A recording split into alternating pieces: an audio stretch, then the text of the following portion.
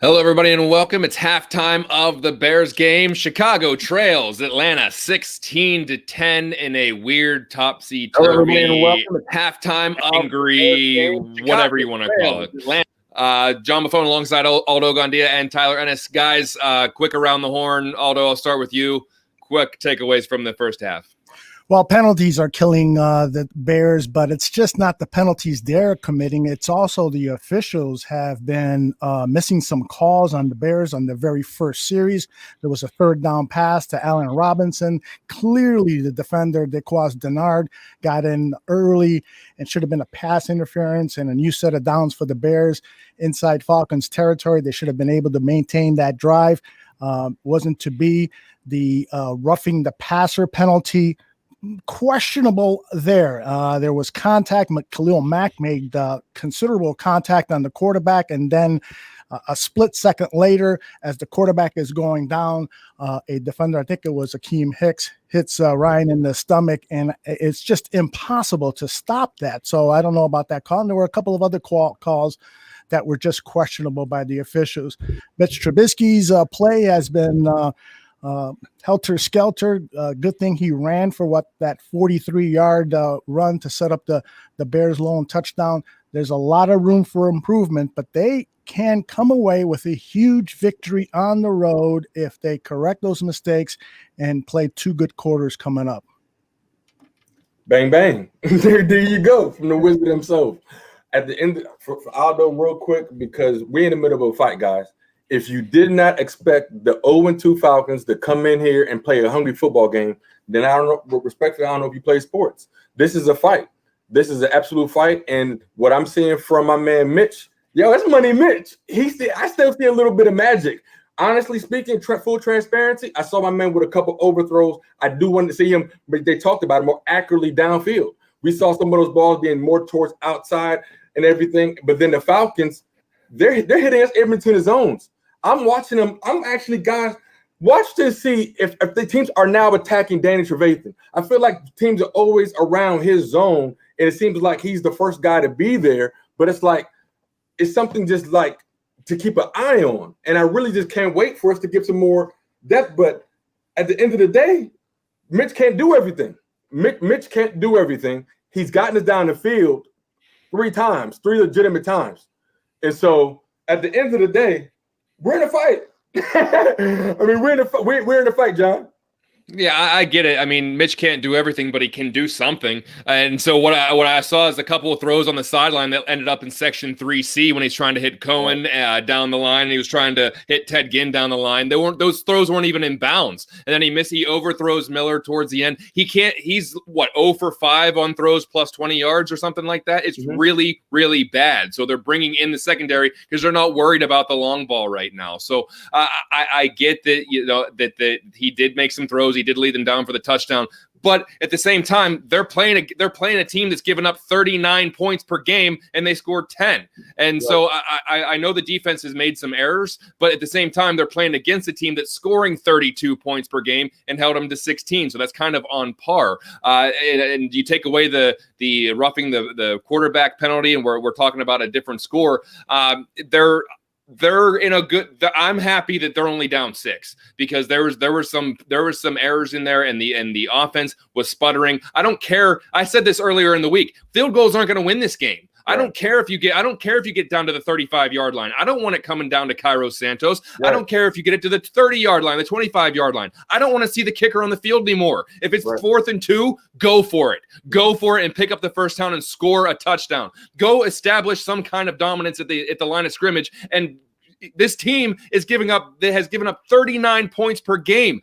remind them of that, punch them in the mouth and go down the field and score. So I think the Bears are pretty lucky to only be down 6 right now. And they got some more luck on the injury front with Gage going out for Atlanta. So that's 2 of Matt Ryan's 3 wide receivers that are going to be out in the second half. Let's see if they can continue putting some more pressure on Matt Ryan. I like what they did towards the end of the half, getting a little more pressure on the quarterback, see if they can get some missed throws, get a turnover. We saw another turnover get thrown around. That kind of ticked me off a little bit. But at the end of the day, they're lucky that they're only down 6. They got to come out and put in a. They got to get off the field quick in the first series of the second half. They had 7 first downs in their first 2 possessions over 100 yards. At the end of the day, they're moving the chains. They're moving the chains.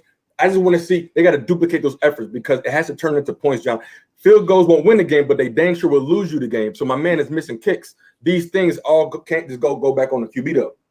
And so, but at the same time, the expectations for the kicker much lower than the expectations for the quarterback. 100%. So they got to score. And that Cairo Santos isn't on the field if they can convert on third down. At one point, they were 1 of 5 for third downs. That's not going to get it done. So we can bitch about the kicker as much as we want, and I'm going to because they've obviously had some kicking problems. But put the ball in the end zone. We're not talking about this. Right. Well, 211 total yards for the Falcons, 205 for the Bears. Time of possession, the Bears have almost 5 more minutes of possession time, 17:56 to 12:06. That's over 5, I guess. 11 out of 11 each team on first downs. So the Bears are controlling the ball, but they're just not making the key play to convert. And again, like I said, the officials aren't helping, but that's no excuse. Eventually, you've got to take matters into your own hands and you've got to execute. And I see a lot of people in the chat room blaming Trubisky or blaming Miller for that one play. Hey, these guys practice enough where they should be hitting that. I don't care who you're going to blame. This is an issue. And if it continues, eventually you're going to see a different quarterback in game 3 or in game 4 or game 5 or game 6, because you just cannot lose out on these opportunities. I see Tyler biting his tongue because he's invested into Trubisky like he's invested into those stocks that he has. So go ahead, Tyler. What do you got to say? I just don't get it. Yo, my man Mitch, it was like 3rd and 5 and the silly butt reporters was talking about he can't pick up a conventional 5. Matt Ryan can. And what does Mitch do? He throws a freaking strike to Allen Robinson for a first down. Mitch made the first down to lead to the run to lead to the touchdown. This is back to back to back to back. Yeah, he's led us downfield. Yeah. He hasn't fumbled the ball either. Did Matt Ryan?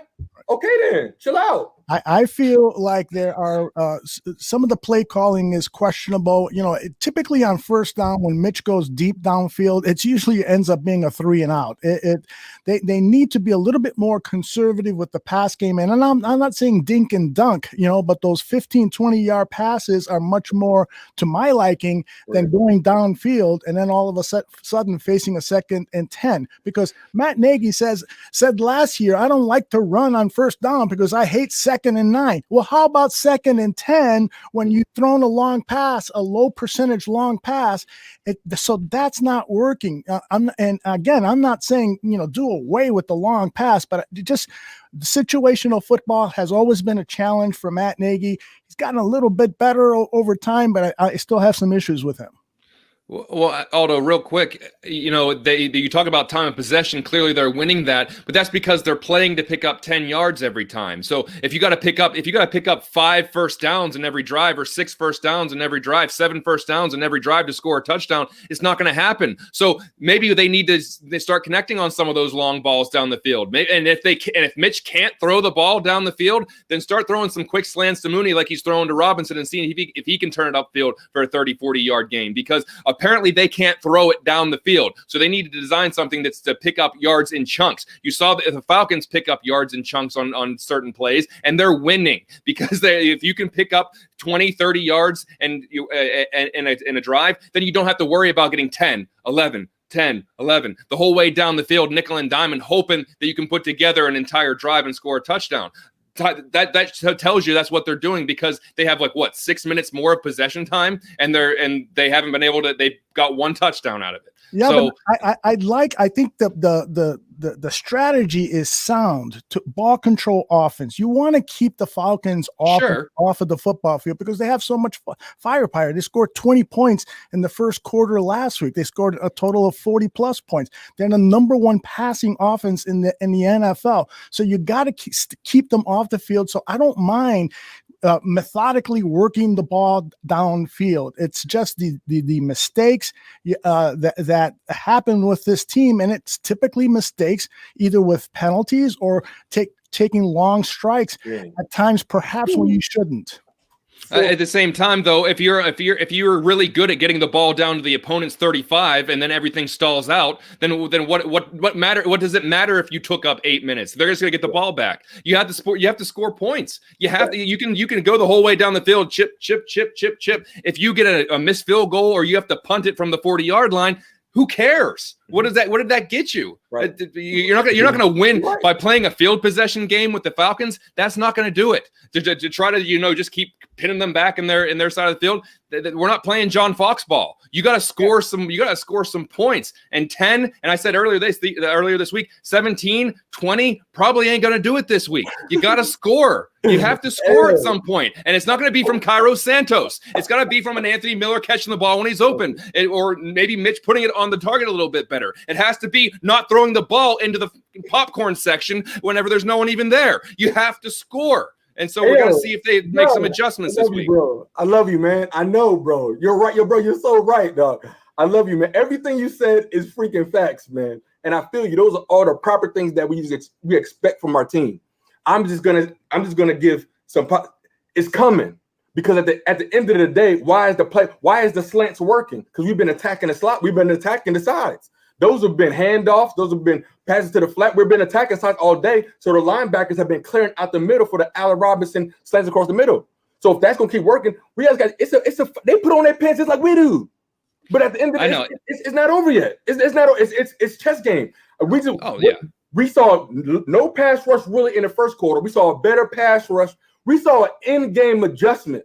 That's something that we know we typically can't do. And so to do that before the half, if we didn't do that, they probably would have scored 2 more touchdowns. But now we get the fumble, so it's coming. Let's see what happens. Hopefully, we see more Allen Robinson in this game than last game. No, I agree. And for me, it's just frustrating knowing that you're playing a team that is giving up 39 points per game. They lose another cornerback because of COVID, and you can still you had to rely on a 45-yard run from your quarterback to set up your only touchdown of the half. That is what's frustrating to me. Where would these other teams be without Lamar Jackson and Patrick Mahomes? It's okay. I feel you, bro. I'm with you. We don't have to rely on. You got to score. He's a professional football player. I feel you. Game's Let's on. score. I feel you. Let's score. But I think we're about ready to kick off. In fact, they've kicked off here, and so we'll be here right after the game with a full 4-quarter analysis. We'll hear from Matt Nagy. We'll hear from Mitch Trubisky, and we'll hear from Tyler, John, and myself. See you after the game.